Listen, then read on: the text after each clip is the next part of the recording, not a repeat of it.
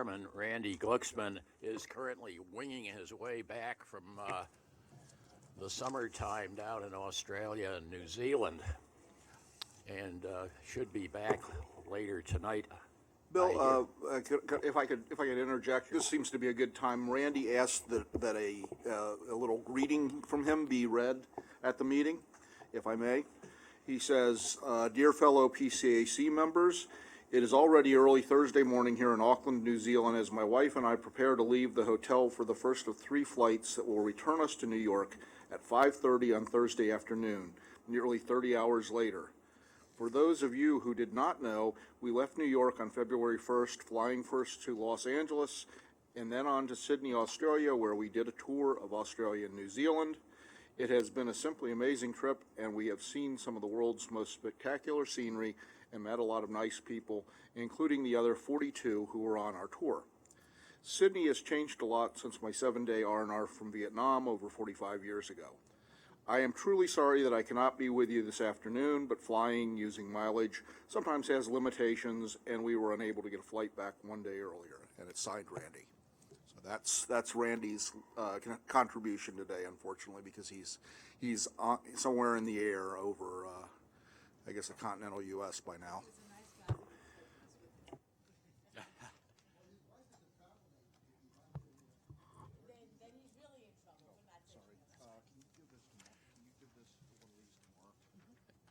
Okay, well, moving on, the first item is on the agenda is approving the agenda. I assume everybody's got it. Do we have a motion? Does anybody object to approving the agenda? We do have some copies if people would like, a few spares. Does anybody need? Oh, yeah. You have a question or? Okay, it's on its way around.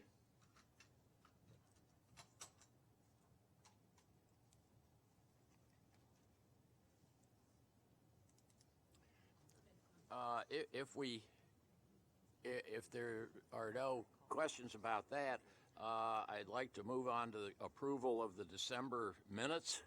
Has everybody got that, or has everybody seen it? Orrin? It has been moved. Do we have a second? We have a second. All in favor? Opposed? None? They're approved. Chair's report. And as we have just discussed, I am filling in for Randy today. Bill, you have to move that close to your mouth, I think. Okay. The mics are pretty directional, so if you would speak straight into it. Much more so. Oh, that sounds better, doesn't it? Much more so than up at 347. I am happy to announce that Orrin Getz has been appointed to the Metro North Railroad Commuter Council from Rockland County. Mr. Getz has been an active and articulate advocate for public transit for many years, and we are thrilled to have him in our ranks. And now I'm supposed to ask that we go around the room and introduce ourselves by name and the council that each of us represents. Can we start over on? Yeah.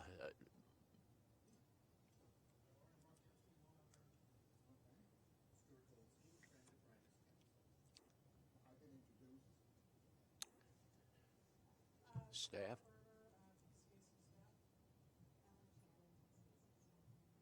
Bill Guild Transit Riders. Bill Henderson, PCAC staff. Andrew Albert, Transit Riders Council. Sheila Cotton, Long Island Railroad Commuter Council. Ira Greenberg, Long Island Railroad Commuter Council. Wilhelm Ronda, Metro North, Bird, Marisol.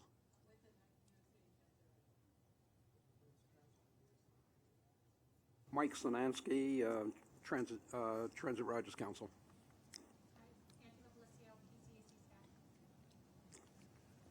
Thank you.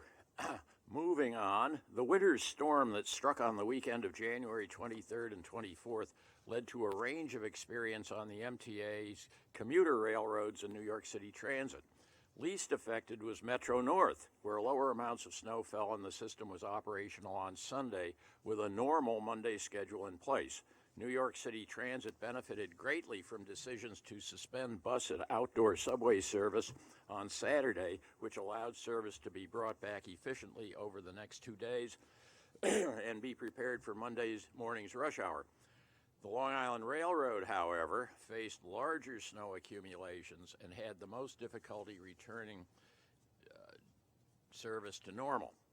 11 passenger trains were unable to move for some time due to the effects of the weather on Saturday, with approximately 500 passengers on board these trains.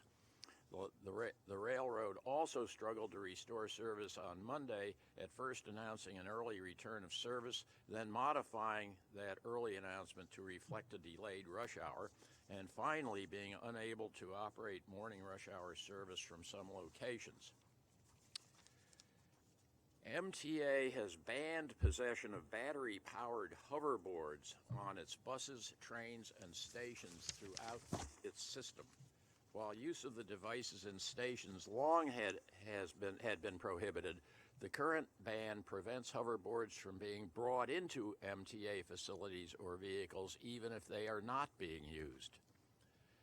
The reason for the ban is that lithium-ion batteries powering these devices pose a significant fire risk.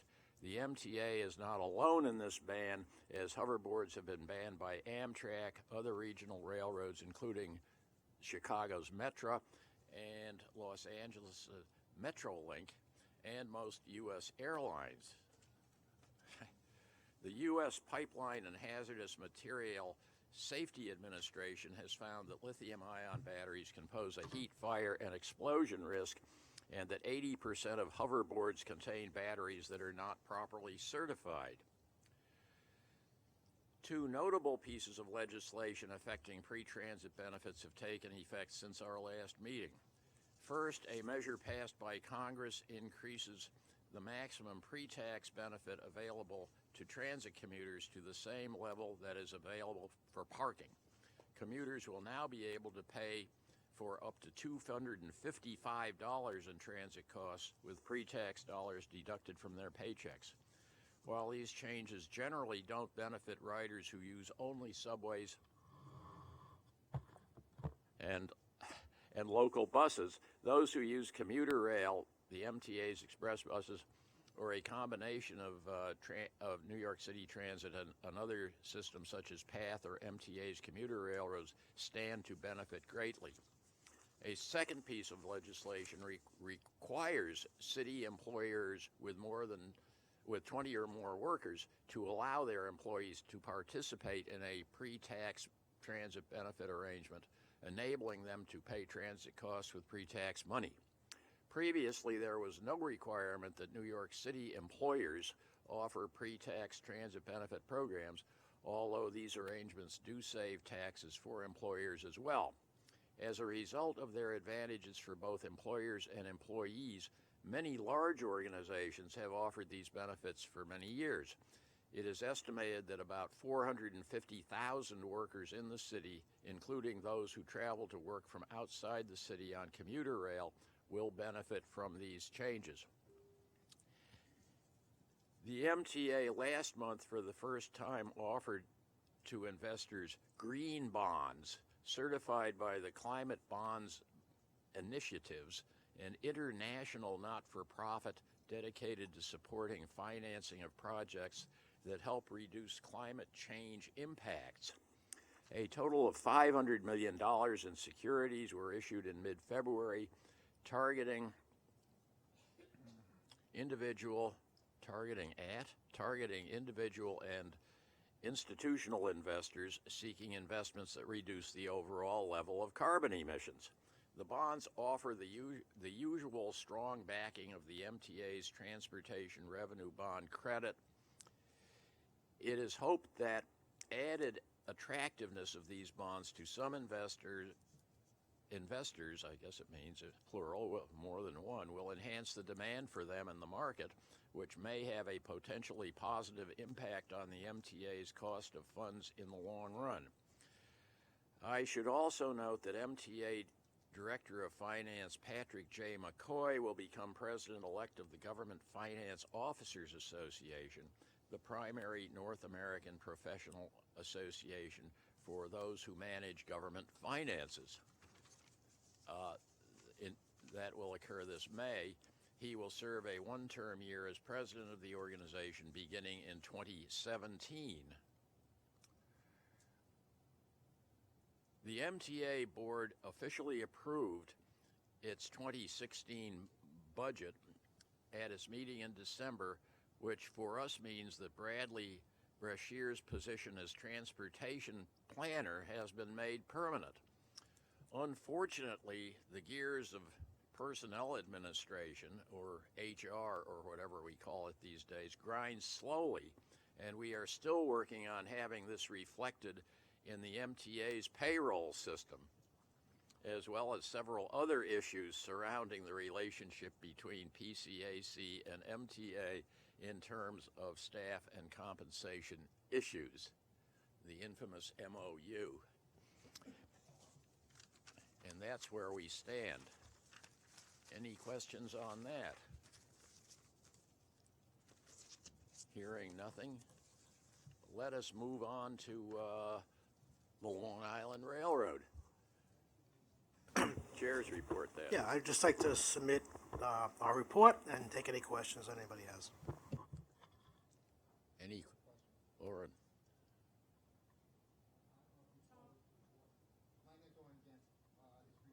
Lauren, the mic's not on. News and notes from Long Island. I'd like to give it to the chairman, so maybe he can give it out to the Long Island Railroad Committee people. It's very good.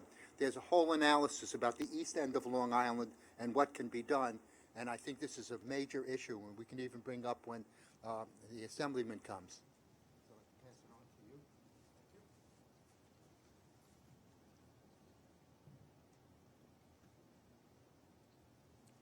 Okay. Warren, may I ask whose newsletter that is? Is it? It's called LIRR Today. I think you got a copy of it. Okay. Okay, if If that, he can make a copy of it for you too. Okay? Copies of it. But Thanks, Bill. Thank you for your branch. okay, if there are no other questions on,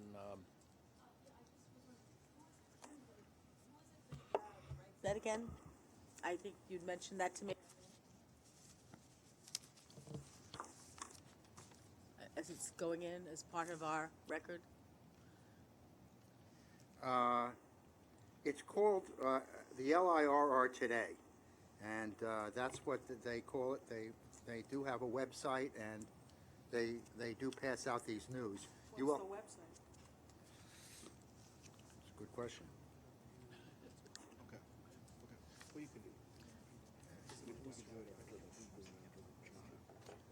think So it's this called- is not part of the railroad then, this is? No, it's done outside the railroad. And I just think for the committee purpose, that needs to be Right. made clear. It is done outside the railroad, and it's been around for several years. yeah. Is this commuters that's putting this out? Yes. There's been there's a website called the LIRR Today that's been around for quite a Right, Bill. while.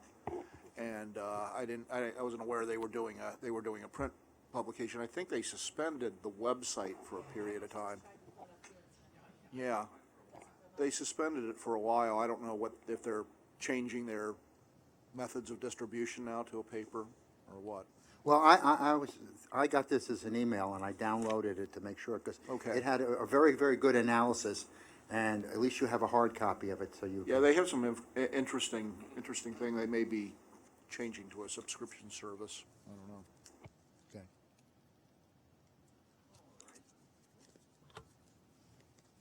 all right, moving on, Metro North Chair's report.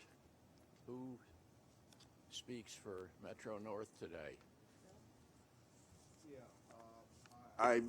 Since the Metro North members who are in attendance are relatively new to the council, I'd be happy to answer any questions on the chair's report if anyone has any of them. There's a lot of the stuff. in there is continuations of things that have been happening for quite a while in Metro North, mainly connected to some of the incidents that happened over the last couple of years. I think one thing that we might want to take note of, though, is in a very 10 days, I guess, in a very short period of time, NJ Transit will have reached the end of its final cooling off period before a strike could occur or a lockout, and if the NJ Transit chooses to do that, administration chooses to do that. They're currently, or tomorrow, will be meeting with the National Mediation Board in sort of a last-ditch effort to resolve the issue. Although it most directly affects Metro North west of Hudson commuters who travel on service operated by NJ Transit, I think if there were to be a strike, we would see some impacts throughout the, probably throughout the MTA system, as some people might drive to Metro North to try to take trains in 10 days, the 13th, yeah. And it certainly will. I mean, we're not involved in it. Metro North is not directly involved in it, although they're monitoring it very closely, in very close contact with NJ Transit. But we could see some real impacts particularly on the subway and Metro North systems if that were to come to pass. Richie?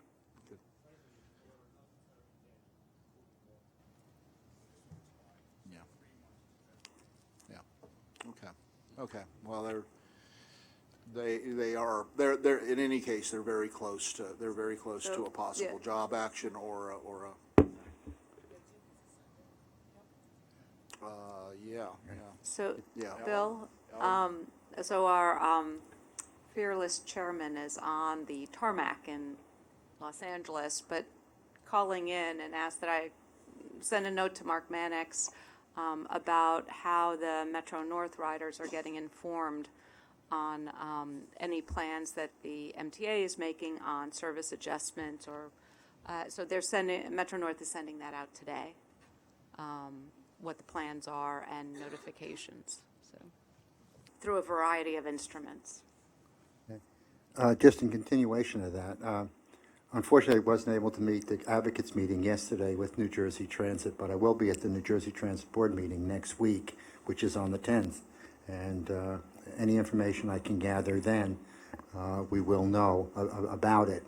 In addition to that, one of the things I'm going to ask from Rockland County is how they can possibly bring more people to the Tarrytown station should there be a strike.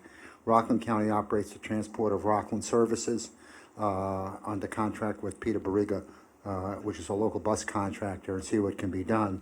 We would also have to have some assurance from Metro North that they will honor all monthly and weekly tickets from the Orange County and Rockland County stations on the Hudson line into Grand Central.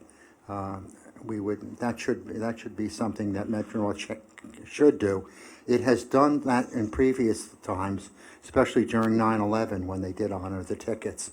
So it's something important. But I will check with the local officials in Rockland County as what's done. Also, Coach USA can be involved. During the previous strike, they were able to expand service and help out somewhat. And they are also supply equipment by New Jersey Transit. So we can see what's happening there and maybe have some more information. Would this strike be all rail workers, including Hudson, Berg, and Light Rail? No, it's just the the regular New Jersey Transit rail operations. Hudson, Berg, and Light Rail is entirely separate. They actually have a contract with a subsidiary of Bombardier, who is responsible for the operation of that system. Yeah, actually, that contract was a design, build, operate, and maintain. They call it a DBOM contract. It's the first in the nation, I think, that ever did that. and that's how that service is operated, so it is a separate entity. But New Jersey Transit does have extensive bus facilities and can do things, and we'll see what happens. Wasn't the, isn't, or at least wasn't the air train a D-bomb contract? The one that Chris Reeve just called me on my way up. He said he's been trying to call in and nobody's picking up the phone. They're trying to get the phone link set up. Oh, so they don't have it. I'm sorry, but I told him I would say something as soon as, he's very upset. Yeah, they're having technical Okay, I'll problems call him getting it, back. I'll getting call it, him back. getting it set up. They haven't been able to get I'm it set up. sorry to interrupt, but I promised him. You may be right, but I thought the Hudson Bergen Light Rail was built first. Oh, okay. Have to look that up. I remember going out there and talking about D-bomb at an airport. But okay, well, if that takes care of Metro North for the moment, can we move on, Andrew, to transit riders? Or the report is there for you to read. The only thing I would add is that you probably have seen on the news that there will be a cop on every subway train at night now. There will also be an additional unit operating out of Times Square subway station, and police officers who are patrolling on the street, if they have a subway station in their line of duty, are being asked to go down and walk the platform in addition. So you should be seeing a really large police presence if you ride the subways at night. That's about it. Andrew, I'm confused. I thought they said they couldn't put a policeman on every train, or is this, they're gonna put them on for night? They are, but not in every car, I think, was the way it was. Oh, And they're gonna stroll on the train, you It know. was every car? They're not putting it, they cannot put one on every Okay. car. And as you know, some of the equipment doesn't have doors that they can pass through, so they'll have to go out at each station to come to the rest of the train, but Okay, thank you. Yeah, they have some community assistance units that are cops that are basically assigned to work with community groups, and they're assigning some of those folks to go down on the into stations and stick their heads in trains. So there apparently may be some situations where the conductor will say that the train is being held because of police activity to allow them to basically inspect in each of the cars along, you know. So if you hear that, that may well be what you're hearing. Bill or Andrew, is that what the newspaper article I read this morning was referring to when they said there could be some brief delays? That's it. Okay. Very good. Anything else on? Yeah, I'd like to ask, one of the biggest problems staring the New York City transit system in the face is what to do about the Canarsie Street tunnels under the East River. That is a huge problem, and I just wondered if there's been any feedback back on that. it's the Canarsie tube you're referring to, yeah. Absolutely, Yeah, absolutely. The two-track tunnel going under the to Hudson be, River from 14th Street to It's Williamsburg. it's going to be a political decision made between MTA, state officials, and local elected officials. You know, I have, and many people have spoken against a complete shutdown, as it would really harm Williamsburg, Bushwick, and a lot of other developing communities. I hear that there may be a way around that with a shuttle from Bedford Avenue to 8th Avenue, and then if you're on other parts of the line, you have other alternatives. And obviously there would have to be more frequent G and M train service, but I'm thinking that a complete shutdown might not occur. If it takes longer, it takes longer.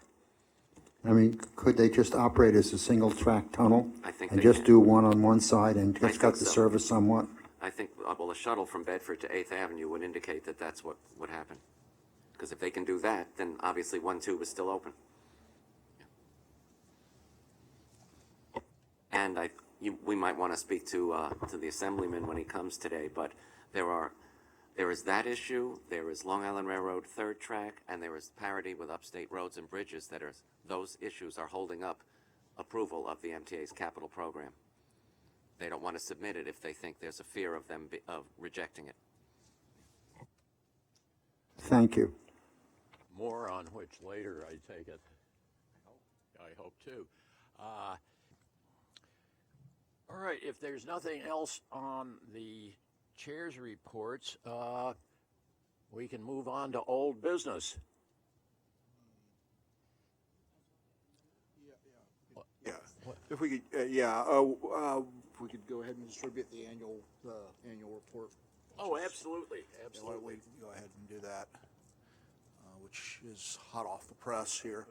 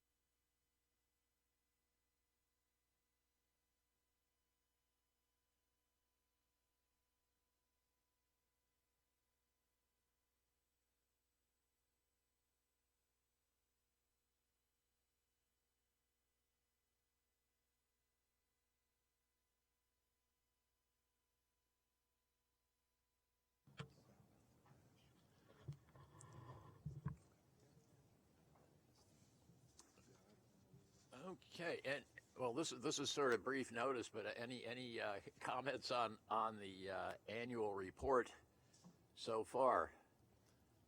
And I see, Bradley, that you did indeed do a very good job with at least some of the executive committee report suggestions. I just make a comment. We at in prior years we've had this format for a couple of years, but we did have we had sort of a 4-page fold out in prior years, and what we found is that no one was really reading it, and that's why we've gone to a sort of a front and back format that somebody can quickly take a look at and skim and get some relevant details about the work of the PCAC and the councils. We'd hope they'd go into greater depth, but that the having to turn the pages was an issue for some folks, and we just didn't get a whole lot of traction with the old report format. May I make a suggestion? Oh, I'm sorry. Judy? Call on me? Yeah. I've spent a lifetime doing these kind of things. And two things. First of all, it would make sense if sometimes people just look at the front and don't even look at the back. And it would make a lot more sense if you listed all the members on the front, not the guest speakers who they're not going to be in touch with or anything else. And you had all the members listed on the front. It would just make more sense for people who you are distributing this to know who they can call on if they live on Long Island, whatever it is. Because the guest speakers, once they've spoken here, they really don't have anything more to do with us. And I love our staff, and there should be a way of having the councils and the staff down on the bottom also. But it's just a suggestion for future publications like this. Duly noted. Anything else on this? Orrin? Yes, I would. There's some good news. If you look on the back page about some of the things that were recommended, we were able to get the safety fencing installed with the cooperation of Metro North and New Jersey Transit. That worked. And I was able to get the PCAC Valley Line grade crossing at New Clarkstown Road repair. I spoke to Robert Lavelle, who's Vice President General Manager, Rail Operations. They shut the railroad down for a weekend and fixed that crossing so that it's been taken care of. Thank you. Mark? I guess this is just, a general question or for next year, because this is every year. And since we call it an annual report, I don't know who it's geared towards or how it gets given out. But I think all our councils have done a tremendous amount more work and I understand the conflict between not wanting to have a big 70-page, and I get all this. I just think over the next year we may want to reconsider how we go about doing this. Maybe since there is now social media where you could put more on without having to, people can go and click and do what they want to look at. We may want to look at a new way over the next year about how to get more information in. And just that discussion, I'm just saying we should No, I have. think that's, I think that's, and we've been, Maybe obviously. each council can submit looking their, at- submit their version for their council, and then we can worry about spacing and all that stuff afterwards. Yeah. And over the next, I just think it's a conversation, we have a year to think about how to do it. No, that's good. That's a good comment. Sheila. Thank you. Just in following up on that, a lot of organizations are now using a Facebook page. Like I manage a Facebook page for my Rotary Club, and many Rotary clubs do the same. Am I on? I'm sorry. I am. Okay. Thank you. These are highly directional, as What? I have found out to my Say again? chagrin. What? Highly directional? Sheila, I agree, and I want to say, to announce, on your point, we just opened our Facebook page, so. I had no idea. We just did it. I had no We idea. discussed it at the meeting, so. I had no idea, because the But- one that I run for my Rotary, every time there's a meeting or a function, there's photographs up there, and there's guests' pictures up there, so anybody that goes onto that page can see exactly what we do, and it's ongoing, so people can go back, or they can just look at today's if that's what they want to do. And it's also ecological, it's not wasting paper, it's not, while this is great, though, if people have something to read on the train or whatever, but it's another option. So is it being maintained? Well, Sheila, you're absolutely correct, and I think, Yeah, Bill, weren't we discussing having Facebook pages for We each one of were- the councils? We were, and what we're sort of dealing with the Long Island as sort of a case study to try to see how that works. What we're looking at doing is giving the chair and maybe another person the ability to edit some things on the page, so that if the chair goes to an event or something like that, he can put up pictures and commentary about. Well, Bill, I think you have a great asset. You have one member here that already does it. And maybe she can be of great assistance to you. Nobody knew that, so don't chastise anybody, please. But that Facebook page, there are some people who still do the old-fashioned way and use paper and read paper. Oh, I said that. I said this is okay. fine for. I just didn't want it to be assumed that would be a substitute. it's That would not be a either or. supplement. Yeah, but the truth of the matter is, much as it even makes me crazy, that's what is being used. I know. That's what's being I'm used, and- saying you do both. Yeah, and that's what people are using it, and I had to get forced into using it myself, For those of us who are over the age of 50 or 60, we still like paper. If anyone wants to feel old, younger folks around the millennials around my son's age think that Facebook is passé, and it's for us. It's for us. That's right. Older people. Facebook is out of it. Facebook is out of it. Go ahead, Chris.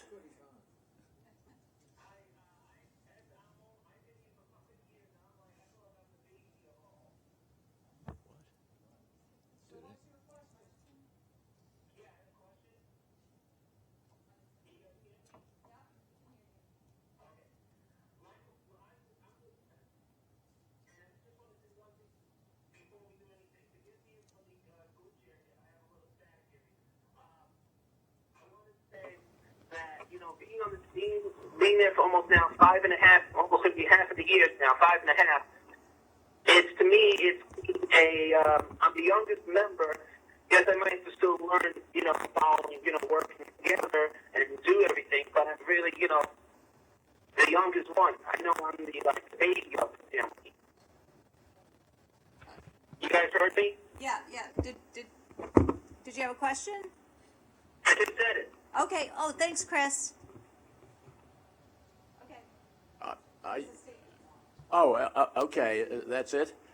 Oh, all right, do we, anything else on, at this point I guess we're still on old business. Hearing nothing, well, let's move on to new business. Mark? again, I'm not advocating something, but I want to bring up an issue as far as, and we look around and see attendance is difficult to PCAC meetings. I think from some people, it may be partly the time.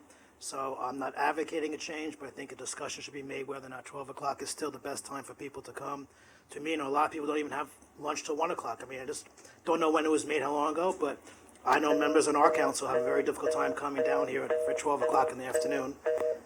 So I just think it's I think put on the agenda for next time, whatever you want to do, but I think it's an issue that should be thought about and discussed, whether this is the most, the best time for most people to come. Well, it certainly is something that ought to be considered in view of the attendance problem. I just was counting while you were talking, and I think there are 7 members of the transit riders here, and so half the people who are here are transit riders and not the commuter council. So the problem seems to be with the commuter councils. If there's some way to work it out, why? Did somebody else have a comment over here? Oh, I'm sorry. As I say, this is highly directional, and I moved about an inch, and you couldn't hear me. We could ask some of the people who are not in attendance with the respective committees and find out why they're not in, and is it a time issue, or is it something else? Are they aware of the telephonic option if they can't physically be here? I think so. I don't, it certainly has been discussed. It's been I used. thought it had been discussed at PCAC meetings, but this is the first one I've chaired in 6 years, so I'm not absolutely sure. What about the Facebook We option? we have discussed that we actually put the option on the agenda for Metro North, because we have a number of people who find it difficult to get to the meetings, and we have a lot of our attendance is telephonic, is electronic. We could do that. Why not put it on the agenda for? We could do that. We could include it as part of the, please That's all I was contact asking, us. so we can discuss it. Yeah. I mean, the But, telephonic is okay for some people, though if you do have a speaker, it doesn't look very good when you have 4 people in the room. And Everybody's it on is- the phone, so it depends, I think they're just throwing out that No. we should at least discuss it. If it stays, it stays, but I would like, to make a motion just to have it as an agenda item. Can I suggest maybe we can poll members and ask them what the best time for them to meet for PCAC would be, and then we can come back next time and make a decision. With that information in hand. Should this be done committee-wide or on a council basis? Or both, or? Well, I'm not sure if I understand what you're saying. Do you mean I mean, resetting should their this meeting be- times, or just no, doing no, it? No. The committee, the council meeting times are up to the Yeah. council, but as far as this meeting, which happens 4 times a year, if there's going to be a discussion of it, it would be good to have input before at the next meeting. It would be good to have some sort of framework. Sheila, did you have something on this? Yeah, 2 things I was thinking. I know one of the Rotary clubs that I belong to has an alternating meeting. So 1 month the board meeting is in one restaurant, 1 month it's at a luncheon meeting. So it goes back and forth. And another situation I'm in, we have taken into consideration that our meetings normally run for about 2.5 hours. And if people can get in any time within that 2.5 hour frame, they feel like people have been given an opportunity to get into the meeting, whether it's an evening meeting or a luncheon meeting. But Mark raised a good point. If you have a speaker, and today's speaker is an important speaker to have, you don't want No, phones. You want people in the room. absolutely, absolutely. Absolutely. Cardboard cutout. Because you gotta turn that on. No, they just have to, it has to be. Bring close it to bring you. it into you. Bring it in. Trudy, it has to be like this, Trudy. you have to be directly in front of it, and Yeah, this way you could whisper to somebody if it's left on, and they won't have to hear you.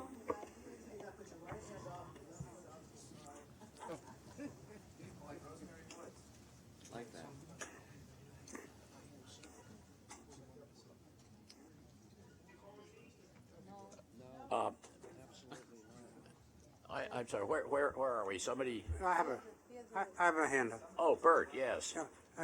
My calculation shows we have 12 members here out of about 27, based on the year-end numbers. Obviously, these meetings are set well in advance. We always know it's the, Oh, I can't hear you, Bert. obviously, the meetings have been set up well in advance. We have the same permanent time frame. So the question, as I see it, is probably the time of the day we have it. I mean, you can't ask for anything more fixed than the first Tuesday in the quarter, or whatever it is, or Thursday. And it came out early. Well, it's always the same for the first quarter, Thursday in the quarter, January, April, or December, April. So I think everybody can have time to put it on their calendar. So if the problem is, if you want to have people showing up, what time to do it? And I think that's a question we should ask the members, what they prefer. Yeah. Okay, any other comments on that? We'll deal with this more fully at the next meeting. Yeah, we can do, I think the theme of the day seems to be using all available media to deal with an issue, so we can deal with it at the individual councils. We can talk about it at executive committee, and perhaps we can even send out a poll for some folks that make neither of those, and use all that information to inform people's decisions. Very quick question, just, our divisional secretary takes a poll prior to every meeting whether you're going to attend, so that she could adjust the lunch order. So did we have any indication that there would be poor attendance at this meeting in advance? Because if you have that information 2 days in advance, and you need to maybe think about rescheduling or changing the speaker order. Yes.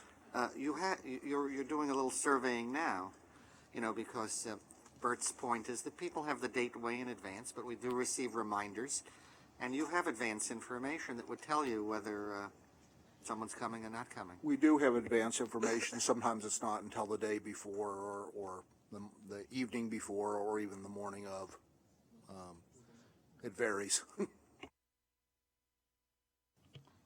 So are we going to be polling people? That's what I just want to make sure. That's happening before next meeting? I think, yes, we'll ask people, perhaps we can have some options that we can throw out for them, and not as a binding poll, but just another point of information for people to consider as they make a decision.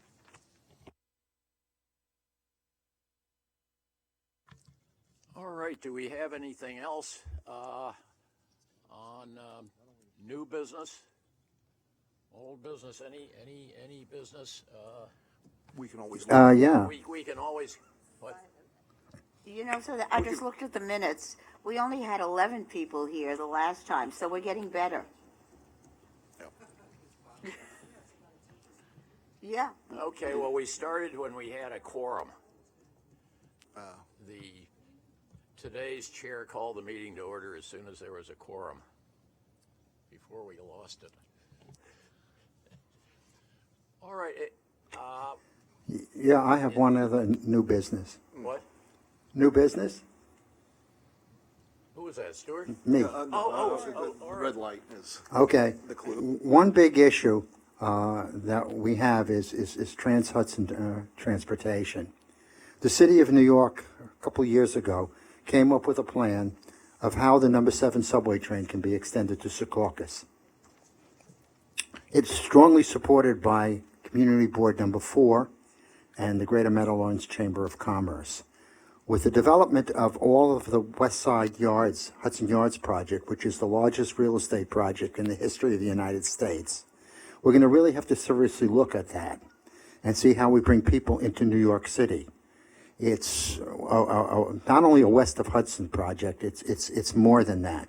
It also provides a great access for the people west of Hudson, and an alternate should there be a problem with Penn Station or Port Authority bus terminal or whatever. It also can reduce a lot of buses that have to come into New York City. And we've been pushing to have the New Jersey Association of Rail Passengers, obviously the city did its own study of getting the MTA behind this project too, to move it ahead and see what can be done. It's very interesting that a lot of people who come into the Port Authority bus terminal walk over to Times Square and take the number 7 subway anyway. And now that it's already over to the Hudson Yards, extending it out to New Jersey is a very viable project. And I would really appreciate it if this organization would be behind that and could maybe push the study of that. Oren, I don't disagree with you, but there are some problems with extending the 7 to Secaucus. New Jersey would have to pay for part of that extension, obviously. Understood. And maybe with the the new administration, things could change. Okay. The other problem is we have thousands of apartments going up in the Hudson Yards area. The city paid, $2.2 billion to extend the line to Hudson Yards. I have heard the chairman and others say they wouldn't want to see a situation where when people went down at 34th Street Hudson Yards Station, the trains were already filled, which they would likely be coming from New Jersey. So I don't know how you get around that part. I think so many people would switch to the 7 from the endless number of buses and jitneys that use the Lincoln Tunnel that it would likely be standing room only when it reaches Manhattan. Maybe CBTC, with that they're installing on the 7 line, will help, and they can pack in more trains, but it's likely to be standing room only. That is a possibility, but that's why I say you have to further the study and see it. Right now, that's just conjecture.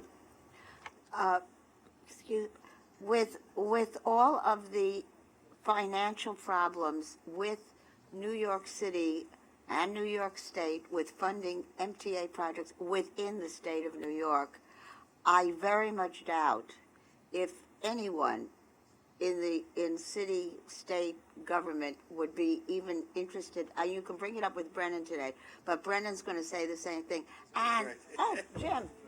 Hi, I'm sorry. I'm sorry. I didn't see you, Jim. Okay.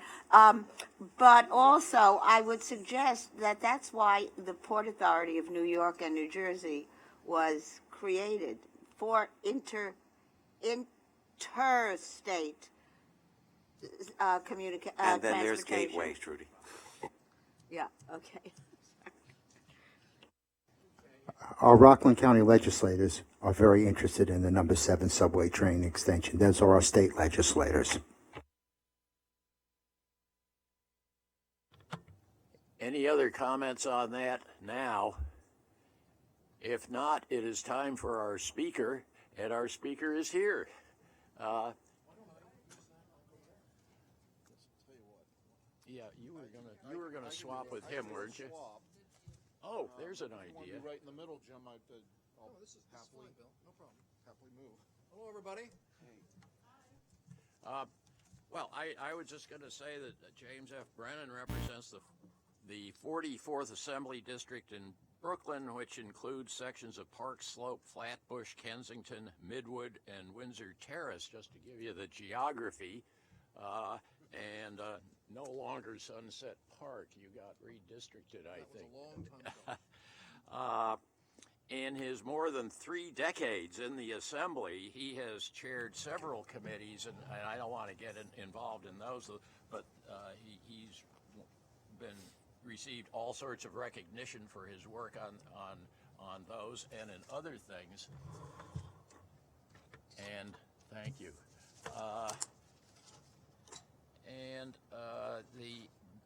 It of course is because of his current service as chair of the Assembly Committee on Corporations and Authorities, and Commissions, that we invited him to speak with us today and are very pleased that he is here. It is, as you know, a very important committee as far as the MTA is concerned, and incidentally, I believe that an alumnus of this group sits on your committee, David Buchwald. Oh, Dave. Oh, that's right. Yes, Dave was on this. Yes. Mm-hmm. And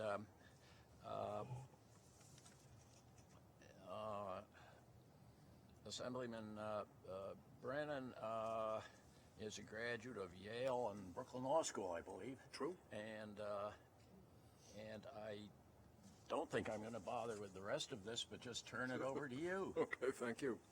I appreciate the invitation, and I want to thank the two bills and all of you for your service. I've always had great interest in the work of the Permanent Citizens Advisory Committee, and appreciate many of the things that you have tried to advocate for and work for. So I brought several items with me. One is a letter that was recently signed by 36 members of the Assembly to the governor about the capital plan. And the other is just a description of some bills that I currently sponsor that relate to enabling the capital plan to get fully funded. And they're all bills that I sponsor. I should tell you that I believe Mr. Rodriguez from East Harlem, Robert Rodriguez, is planning to introduce or is in the process of introducing the Move New York proposal. And but it doesn't have a bill number yet, so that's why it's not on that list. But I thought I'd get right into the situation regarding the MTA capital plan and the state budget, which is the legislature is in the process of considering for adoption by April 1. And you know, I've been struggling for a number of years to try to find a way to deal with the deficit in the capital plan, and to try to work with the MTA, different citizens organizations, labor, my colleagues, and try to help people understand what the situation is. And it's a great struggle to try to separate, I guess, the negative experience that members of the public have with riding the subways and buses, with support for giving a lot of money to the MTA, and trying to distinguish between the necessity of maintaining the safety and reliability of the system in relation to keeping modern subway cars and buses, replacing them on a regular schedule,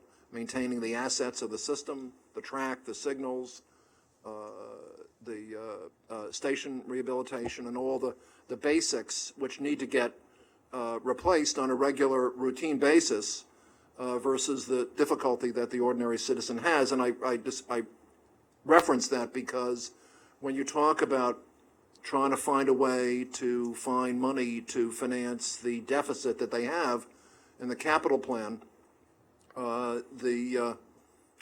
you have to struggle between the elected representatives' negative feelings related to their constituents' negative feelings about the MTA and the experience people have, versus the fundamental issue that the state government, you know, has to find the resources to keep the mass transit system moving, and not go back to the era of the 70s and early 80s when the reliability of the system was collapsing, and the distance between failure and subway cars was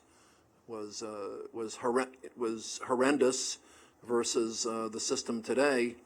So you know, to kind of fast forward to the situation that we have at the moment, we all know that Governor Cuomo and Mayor de Blasio cut a deal to supposedly fund the deficit of the capital plan, which was in the range of $10 to $12 billion last fall, in unidentified sources to fund the MTA's $32 billion plan. The MTA had come down a little bit on the $32 billion, down to about 29, in negotiations with the governor's office about what projects would get funded and how much they would cost. So we saw the deal take place, in which the governor said, well, the state will commit to $8.3 billion, of which $1 billion had already been authorized by the legislature. And then, so we anticipated the remaining $7.3 billion would come in the state budget that was submitted in January. So the submission for the capital plan does not actually appropriate any money. Okay, it appropriates no money. And what it says is that the MTA will exhaust all of its identified funding sources. And then at that time, it will certify that to the division of the budget. And whenever that might take place, some years from now, then the state will commit to $7.3 billion in funding over a 4-year period, but no specifics or source for how the $7.3 billion would be paid for. So basically, it kind of continues to leave the deficit still out there. And of course, we're now 15 months past January 1, 2015, when the capital plan was supposed to have been approved and funded. It is still not yet approved. So the MTA cannot advance any projects in terms of bonding until it has an approved plan from the Capital Program Review Board.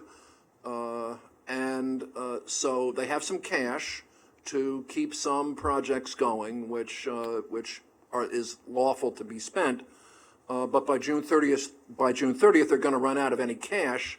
So they've got to get the program authorized and approved by the Capital Program Review Board.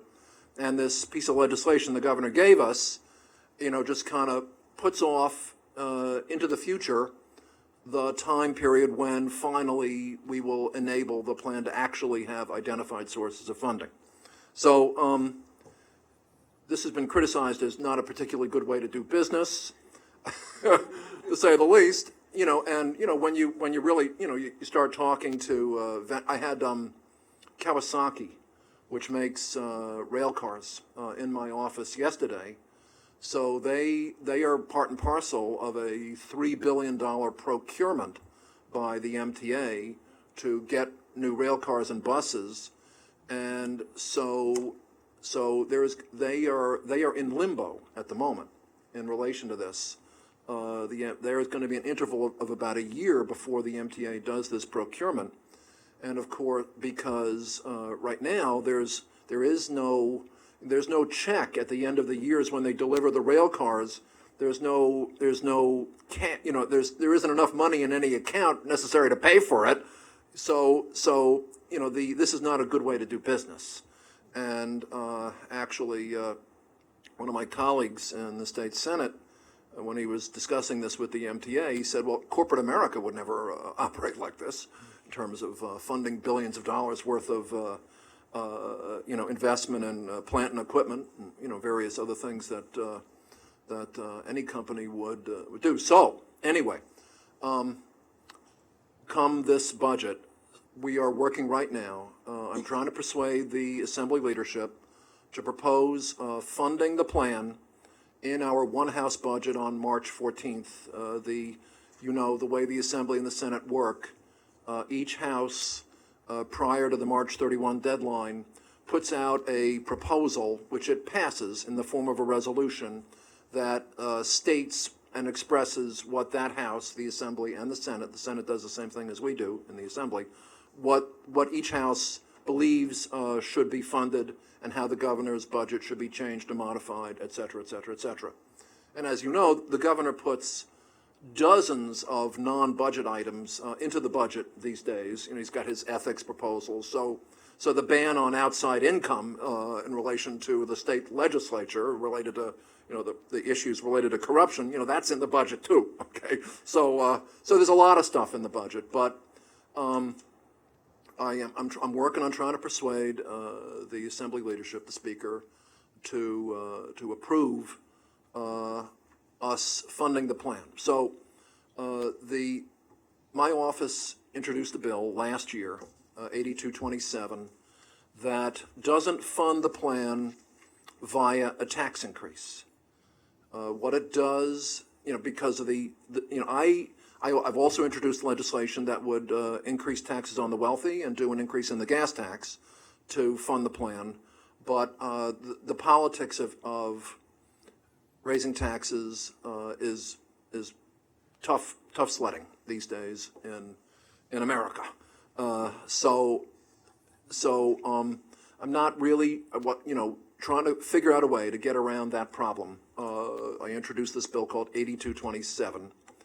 And I also have a bill with Senator DeFrancisco that is similar, that piggybacks the concepts in 8227 for funding upstate roads and bridges and non-MTA mass transit as well. So what this proposal does is it says that the receipts from the personal income tax within the 12-county region that come in every year, 0.3% of those receipts going forward over a 4-year period to rise from 0.3% to 1.2%. So it's about 1%, would be transferred at the point of collection over to the MTA. All right? So it doesn't raise taxes, but it does create a mechanism for the MTA to have sufficient stream of revenue to borrow more money, admittedly, to fund the plan. So the MTA said that the financial markets would accept this concept when they go and sell bonds to finance their capital projects, and it would raise about $450 million a year, and it would enable them to fund about $6.5 billion worth of bonds. And then the bill also appropriates $1 billion from the financial settlement funds, these whopping amounts of money that are coming in from the various litigation-related settlements with the financial industry that have been across the nation. New York has gotten $7 or $8 billion, and the governor has proposed different uses for these funds. But this bill says we would use $1 billion of this free cash for this purpose. So anyway, that's out there. And Senator Senator Golden just recently agreed to co-sponsor this over in the state Senate. So we shall see. In addition, as I mentioned, Senator DeFrancisco, after he saw this concept, Senator DeFrancisco is from Syracuse. And as you can imagine, the upstate city bus systems are struggling, just like many transportation systems. Buffalo, Syracuse, Rochester, Albany, all those mass transit systems there, which are buses, they are having tremendous difficulty because their source of funding is based on the gasoline tax. So as the cost of gasoline has gone down, their source of funding is diminishing. And so they're struggling. So they've been coming to the legislature begging for just money from the general fund to keep up their operations. And they have very little in the way of any capital funding. So they're pretty desperate. And so they, have been trying to talk to their representatives in upstate New York to help them. And so Senator DeFrancisco piggybacked this dedication of a certain percentage of receipts in a similar manner for roads and bridges and for upstate mass transit and non-MTA mass transit downstate. So there's another piece of legislation that combines this, which I'm trying to work with him on. So right now, I'm working with the Speaker's office. I don't know if we're going to propose specifying exactly how to fund the plan, but in the scheme that we're trying to advance, we would say the Assembly supports funding the capital plan now, so that we would get it over with, and all of the uncertainty and lack of specificity and no determination as to where the money's going to come from, and the ultimate result of this is that the 2015 to 19 plan, the way the governor's scheme currently reads, wouldn't be finished till about 2025. That's the reality of it, because it wouldn't even finance lots of these projects until 2 or 3 or 4 years past 2019, and by the time they get completed, it'll be several years past that. So will be the delay in completion, in project completion, will be extensive, and will be into the 2020 to 24 capital plan, and even finish that period with so it's very problematic. And so that's my effort at the moment, and I'm happy to answer any questions you have about what we're doing or any other thing as well. And I appreciate the opportunity to speak with you. Thank you. Trudy? Trudy Mason. Yes, I know. Jim and I know know her each a other. long time. We know each other a long I've known you a long time. Yeah. I was 11 years old when I was elected to the Assembly. And I was 6 when I first met you, and I was working at the MTA at the time. Yeah. Okay. It was part of their child development plan. Anyway, at any rate, a couple of questions. First of all, on the capital program, I brought this up at the last Transit Riders Council meeting also. The fact that the mayor's representative on the MTA had a 99-year lease on our old headquarters at 347 Madison Avenue.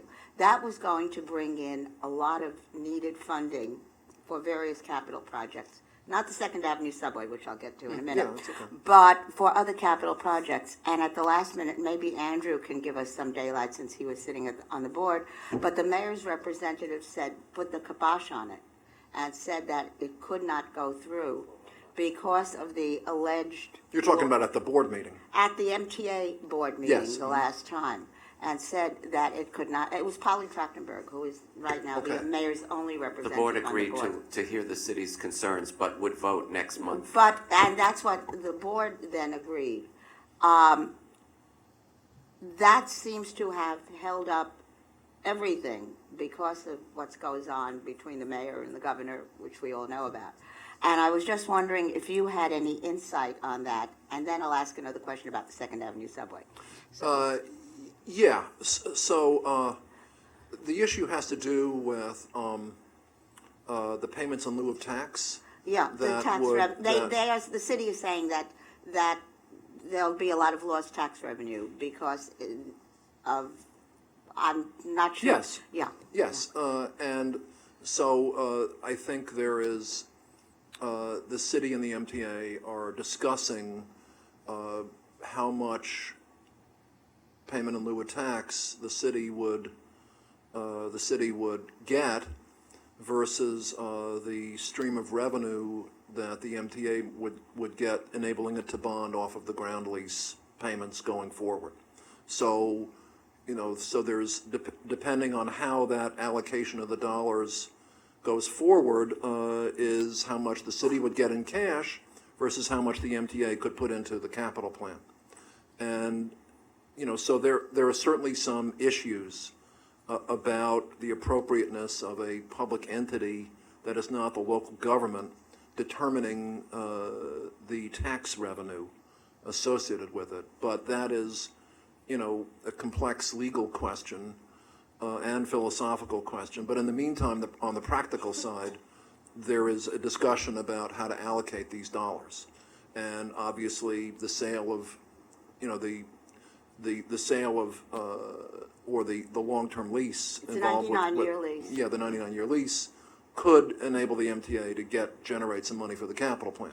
But it's already included in the MTA's identified sources of funding. The amount they anticipate is already part of their identified $19 billion, okay? Oh, it's in there? It's already in there, yes. Okay. But hopefully it won't derail the ultimate goal of funding the plan and getting the plan approved, because it still has to go to the Capital Program Review Board. Well, what happens if it does derail the Well, it's just an amount of money, so it wouldn't necessarily derail. okay. Can I, Because it, okay, and then I wanted to ask another question But about let me the just Second make Avenue sure it's subway. clear that the property is owned by the MTA. So the agreement is between the MTA and the leasee. And the computation of the rent, the amount they pay, part of it is pilots, payment in lieu of taxes, because the property's owned by the MTA, doesn't pay real estate taxes. All that money goes to the MTA, that's the plan. The city isn't necessarily saying we want a piece of the action.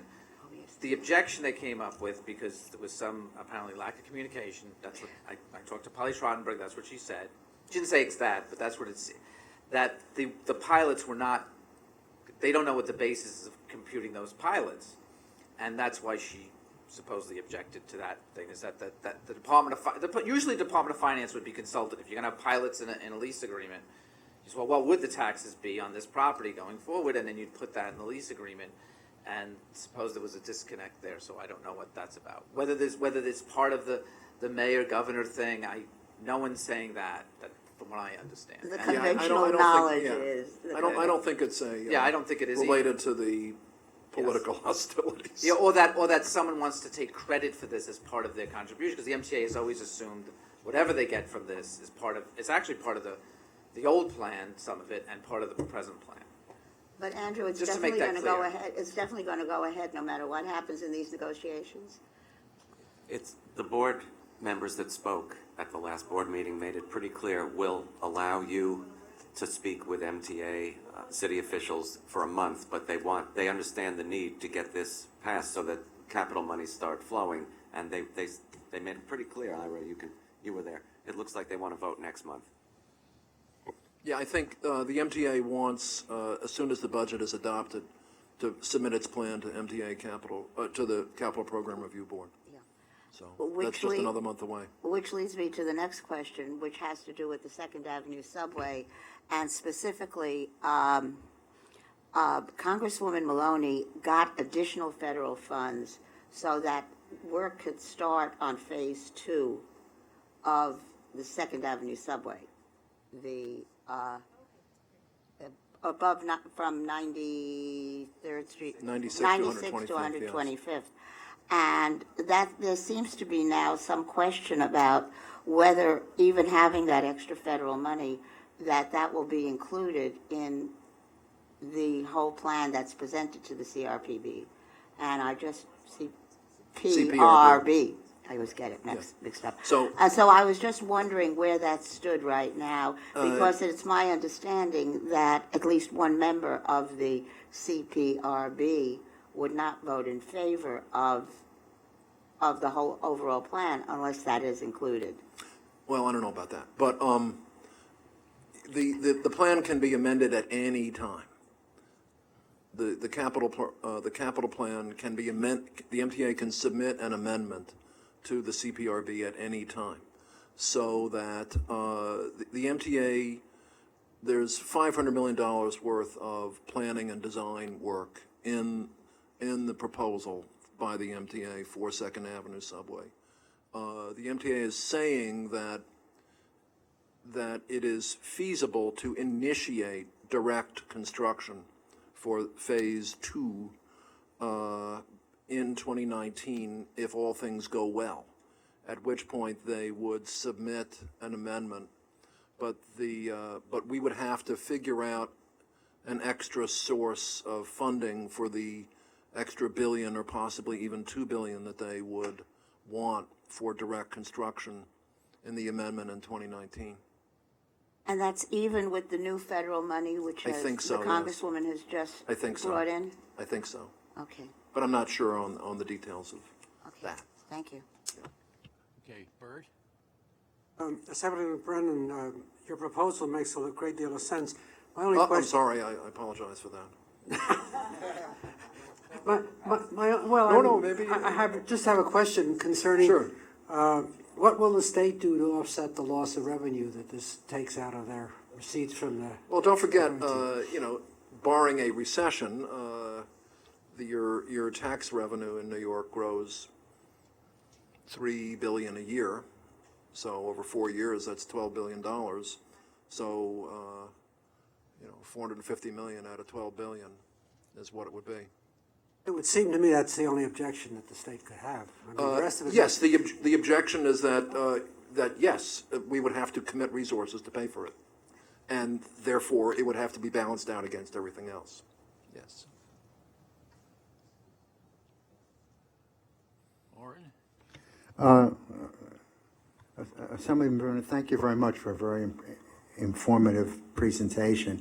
I come from Rockland County. Yes, sir. And the current MTA capital program gives Rockland County virtually nothing. Just a few minor improvements of the drainage at the Spring Valley train station and some platform improvements. And, Rockland County was objecting to the payroll tax because of the limited amount of money that comes back into the county, and this is just makes it really hard for us to accept this, and it produces a major issue with a lot of the local officials, as you can obviously understand. We even went to the MTA and asked them would they even help us get the Suffern train station handicapped accessible, and they refused, which is just a minor thing, you know, and I just wondered what assistance can be put forth to get the MTA to at least contribute something back into Rockland County in its current capital program. Yes, no, I understand the aggravation of people from Rockland County that there's very little mass transit capital investment other than what you mentioned. You know, so I think it really comes back to the overall need of society and the ultimate benefit of the mass transit system to all people in the metropolitan area. Can I just also add to that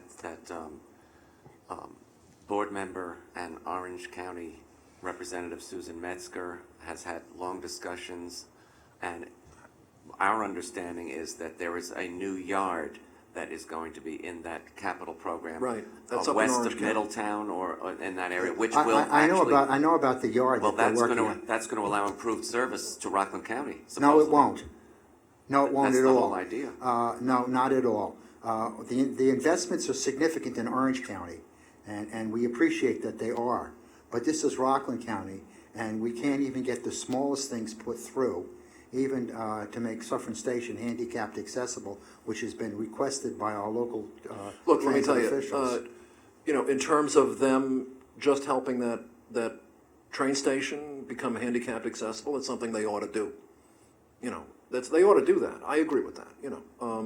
And I understand the concerns of people who don't immediately, directly benefit from using trains and buses and things like that. There are plenty of people who do take buses to commute down from, you know, through New Jersey and ultimately come into the Port Authority, and some of that is not the MTA, that's true, but they are mass transit users. But I'm not suggesting that there is not a detriment in some manner to residents of Rockland County who don't use mass transit.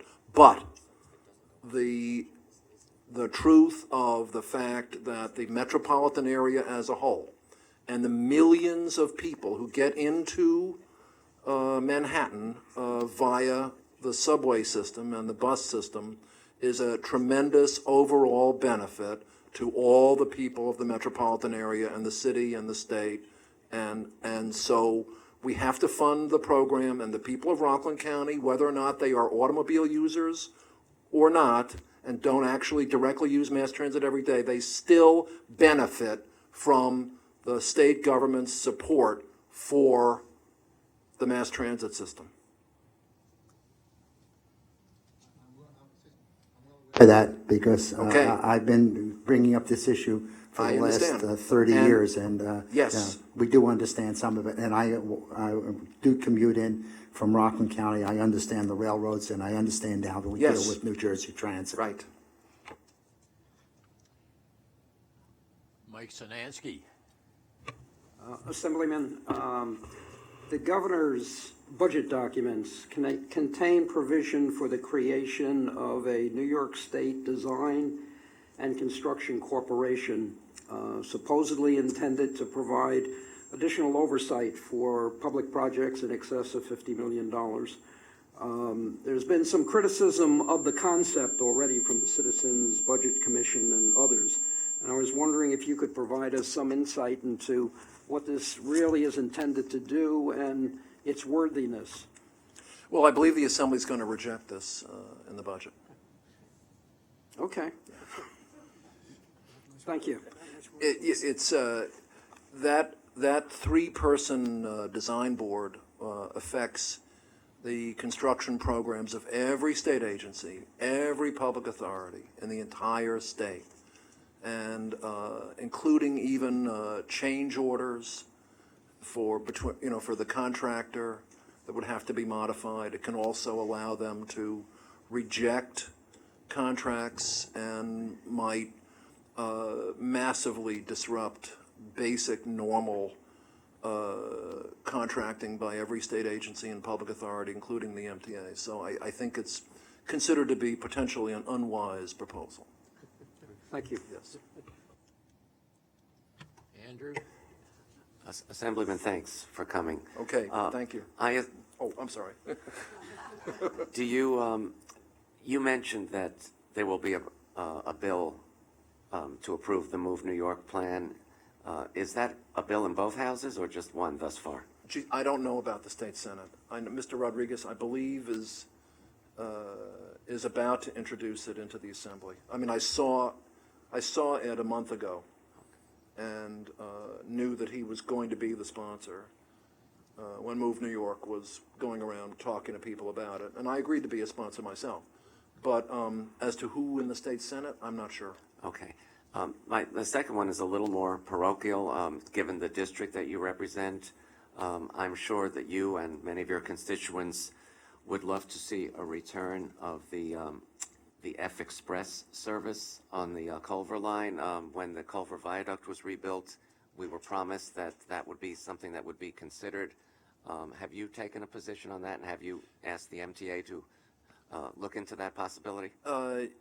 Yes, with cautionary points. In the assembly district I represent, Kensington and Windsor Terrace, the express tunnel was built too shallow. It is immediately below the homes of my constituents, and there are tremendous vibration difficulties in the area because of it. And I mean fairly serious problems, and so they're using that as a CBTC test track at the moment. I know. You know, we have been I've tried to be cautious and work with the MTA to invest in keeping the tracks properly maintained and replaced on a regular basis, and to use specialized tracks in the express area. And to the extent that they're willing to do that, I'm supportive. But you know, in terms of the concern of my constituents about the failure to properly maintain, you know, that's a concern. Thank you.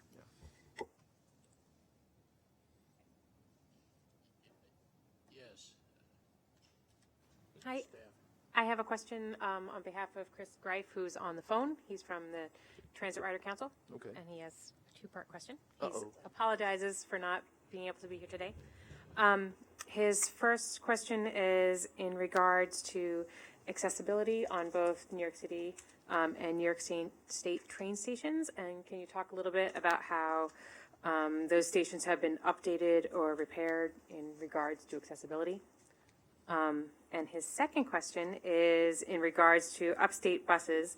Can you talk a little bit about how there are ways that the PCAC can work together with the with upstate in order to better access for buses?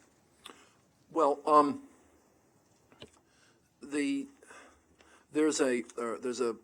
answer the second question first. There's a group called the Public Transit Association, which is the representatives of of all non-MTA. Well, it includes the MTA, but it also includes all non-MTA mass transit, including all of the upstate bus systems. You know, the counties fund the private bus systems, so they're not part of that Public Transit Association. But they have staff up in Albany. They have an office up there, and they're a good group to work with. They have a lobbyist. They have a firm that works with them. So there's opportunity. And then other transportation advocacy groups like Tri-State Transportation Campaign, they work very closely with the upstate cities and their mass transit systems, and the elected officials who represent the upstate cities are deeply concerned. The assembly members from, and the senators from Albany and Buffalo and so on. So they're good people to be in touch with on that. You know, on the accessibility issue, you know, I'm no longer as mobile. I'm somewhat mobility impaired these days. I don't walk as well as I used to. So I am very sensitive to the need for elevators and escalators throughout the system. It is an underfunded component of the plan. But don't forget that what the plan is what is not the universe of what everybody needs, which would be wonderful to have now, but what what available resources there are to pay for many different needs. And you mentioned Rockland County not getting much in the way of benefit. The truth is that 2/3 or 3/4 of all the money in the plan is to make sure that we have modern buses. You have to replace the buses every 8 years, you know, and you have to replace the subway cars every 30 to 40 years, otherwise they break down. And so, and this is all kind of essential safety and reliability. So I would love to see the MTA put more money into expanding the accessibility portions of the system. It's only 100 stations in their capital plan, which isn't, that's not enough. It's true. But you saw what happened when they wanted $32 billion and they had to negotiate with the governor, and they're now down to $29 billion. You know, so when the day comes when there are additional resources available, and maybe the federal government, maybe Congress will finally figure out a way to improve. They did a little tiny, it is hoped for that you're going to have a little tiny bit more federal money this time around than last time or than the past, but it's not enough, you know, and so that's the problem. It's not enough money.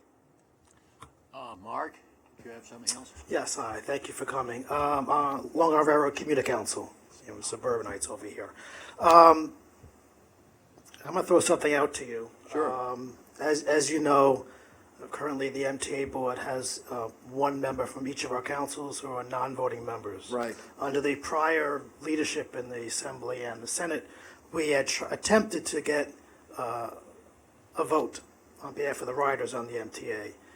Similar to the quarter pounders, there'd be, the three councils would share one vote, so that there would actually be a direct voice from the riders on these decisions. Just as you're here today in your position, do you have any feelings on that, any thoughts on that? Yes, I'm the sponsor of the bill that would do that. Okay. Can we get it we had gotten some Long Island support, but that's not changed. Yes, so just, I don't know if the members know how it works, but in terms of the different commuter councils across the system, and also the disability transit part of the, you know, your group, you'd get a rotating one vote on the MTA board. Each council over, I guess, I can't recall the exact details, but every year, every 2 years, 18 months, there'd be a rotation. So the commuter councils as a whole would get one vote on a regular basis. So, you know, I've been trying to work with the staff to kind of think about how this might play. I do sponsor it, I do support it, but I haven't chosen to advance it. I inherited it from someone else just a couple years ago. I think it might have been Mr. Kellner. Mr. Kellner had sponsored it, and I just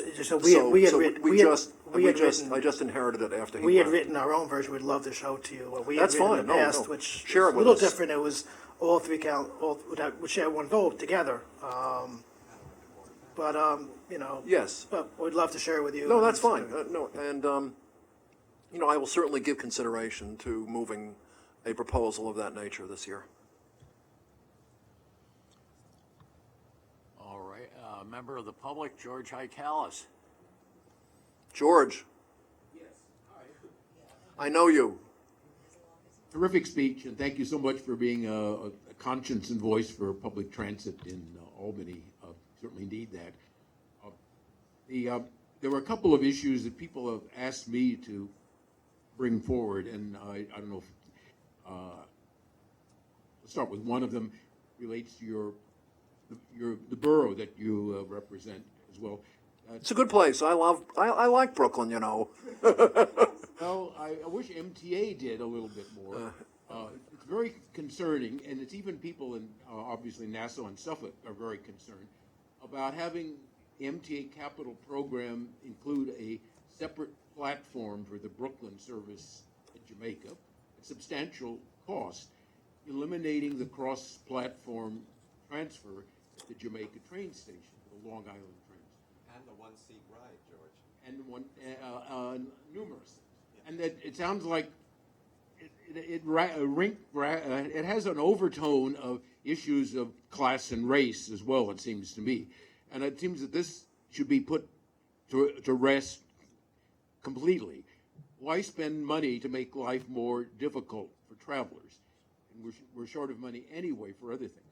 I'll just leave that point, but I think the... Could I ask you a question? Sure. Do you know if this has to do with the changed nature of the Jamaica station in relation to East Side Access? That's the alleged... Exactly. That's Yeah, not okay. necessarily correct. I think it's... Well, if you would share as much information as you have about it with my office, I would be happy to look into it, and because I'm not intimately familiar with these details. The second point I will do that. The second point was a wonderful idea that the PCAC came up with for a freedom ticket, which was to have a ticket that was less costly than the current in-city ticket, so that you could go from Brooklyn to Jamaica for far less cost than it. You're talking about Long Island Railroad? Yes. Uh-huh. And also Metro North for their equivalent trips. And I'm talking too much here. I'll all right. take it up with you separately. But basically, Council Member Idanis Rodriguez, the chair of the Transportation Committee of the City Council, would like to have that a much more extensive plan that would have all travel within the city be at city transit prices, regardless of how the mechanics of doing that is, whether it's a MetroCard or some other device. The organization I represent, amongst many, Institute for Rational Urban Mobility, has long called for a one city, one fare plan. Just like many cities around the world have a central fare zone, and then you have rings. Am I talking too much? I'm sorry. No, it's all right. Too far from the microphone. I probably am talking too much, but I have a little handout that I'd love to distribute with the chair's permission to the members of the advisory committee about that proposal, and also about a plan to bring a direct train service to Kennedy from Manhattan using an existing railroad right-of-way owned by the city, but it is could be easily connected to the Long Island Railroad. And it should be part of any sensible plan. The world's largest business district is New York City's Manhattan, and at least the nation's busiest international airport, and they're connected by what would be equivalent of a TGV, a high-speed train, except that 3 miles of it, grass is growing over that segment. That just doesn't make any sense at all. It's not a large part of the cost. It could even be done by the Port Authority doing it, because it is an airport. Instead, we're building this glamorous new airport terminal at LaGuardia, which in fact has no potential for expansion. The runways are already limited, and the noise created by aircraft noise is stupendous as it is. Why are we putting the investments in this wacko way? And I don't know if that fits the authority's purview or not, your committee's purview or not. Sure. I mean, we can always sponsor legislation that alters the structure of things, you know. But The name of my legislative director is a woman named Lori Wheelock.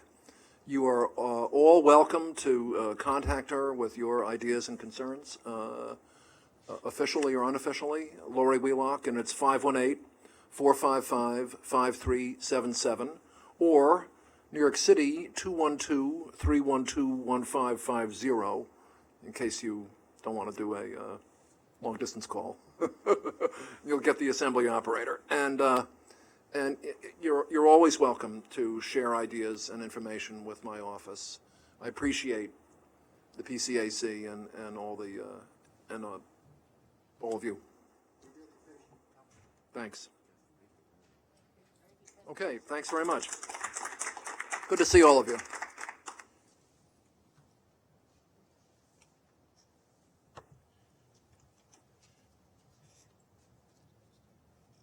Is that George Highcallis's hand out there? Oh, okay. Okay.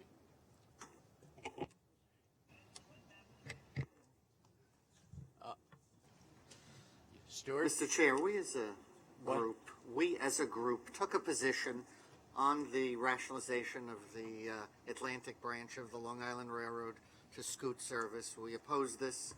That letter should be shared with Assemblyman Brennan. I absolutely. We oppose this as a group. We voted on it. We discussed this. It's something I raised because there would not be service to the other communities. It would simply be service to Jamaica, to a single platform.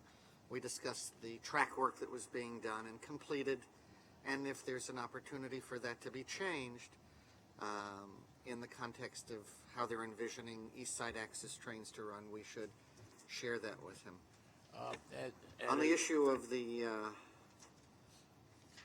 I was going to say, with regard to that kind of thing, as some of us learned in connection with the airport access project about 15 years ago, the longer you delay doing that kind of stuff, the more impossible it becomes.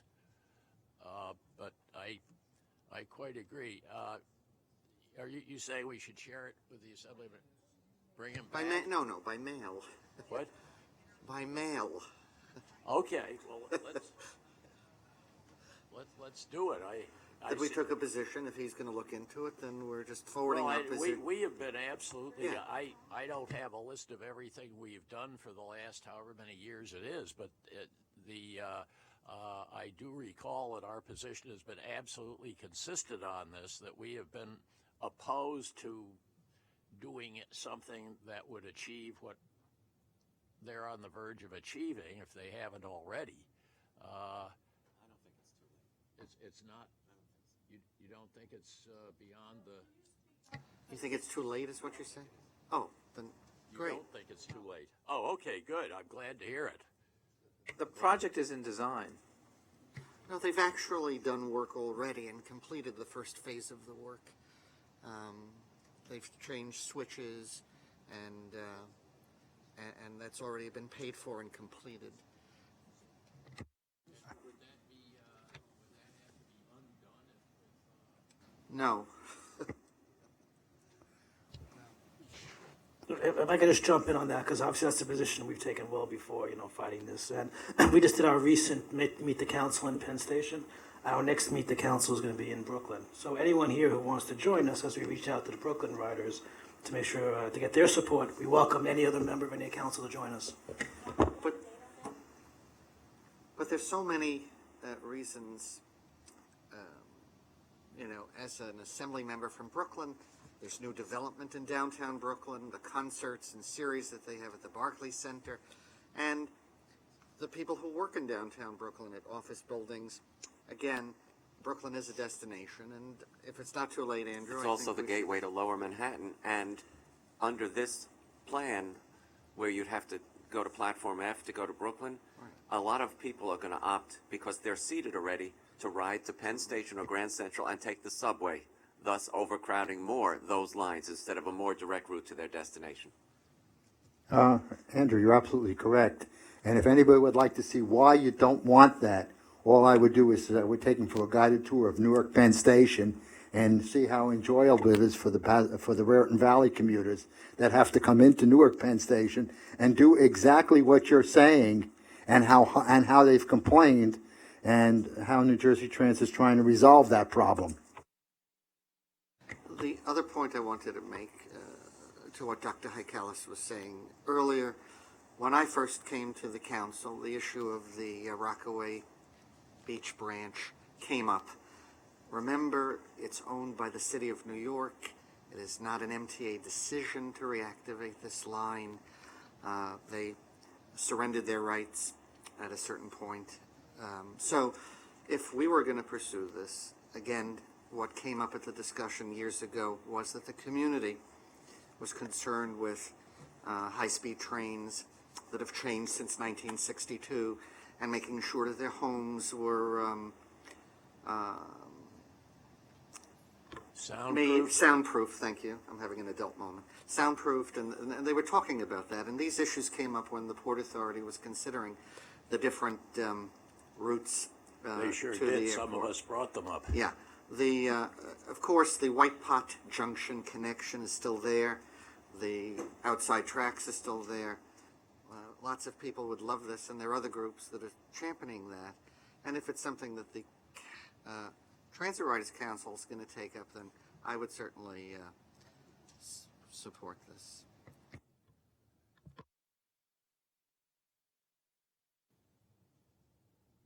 Our positions on this have all been brought to the attention of the Assembly concurrently with our taking them, haven't they? They have Yeah. sent to electeds, yes. Yeah. Yeah. And I think we've made, even included it in statements we've made to the Assembly Committee on, Mr. Brennan's committee. Certainly our position on the Jamaica reconfiguration plan has definitely been made known. That's been a pretty public position. There was one thing also from the early discussion in new business. The questions came up about the. Excuse me, Stuart, could you speak more directly into the microphone? Sure, no problem. Okay. I'm getting deaf. In the early part of the discussion about if L service tunnels were, or L service was curtailed because of the tunnel work, something they did years ago, and the connections are still there. The J line is physically connected to the L line. So there's a way to divert passengers that are coming from Canarsie directly, if capacity could be increased. Those aren't the folks that are going to have the real problem, because at Broadway Junction, they have so many options. They have the A and the C service, they have the J. They have a lot of options. And Z service, so yes, it's the folks that But are it's further another- in that are. Well, if they're coming in the other direction, they have options. If you're near Myrtle Wyckoff, you have the M that you can use. Right. Yeah, so it's the folks inbound from there. Which is quite populous now. Do we have any more new business or any business?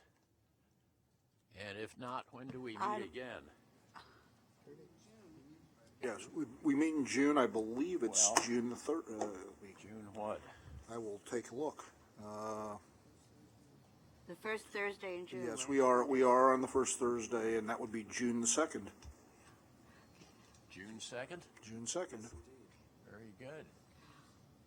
Well, I move to adjourn. second. Anyone opposed? No. We are adjourned till Great, June I 2nd. thought-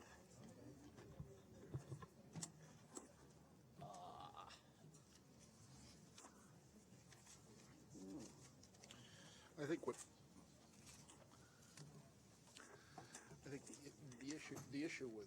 the issue with Port Jervis line for Rockland is that that's not the points of Rockland where it goes through are fairly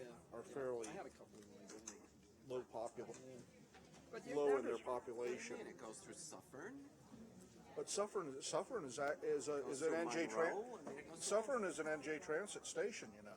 It's not even a. Yeah. It's on the West of Hudson branch. Yeah, it's not a. But it's not a. It doesn't even belong to Metro North.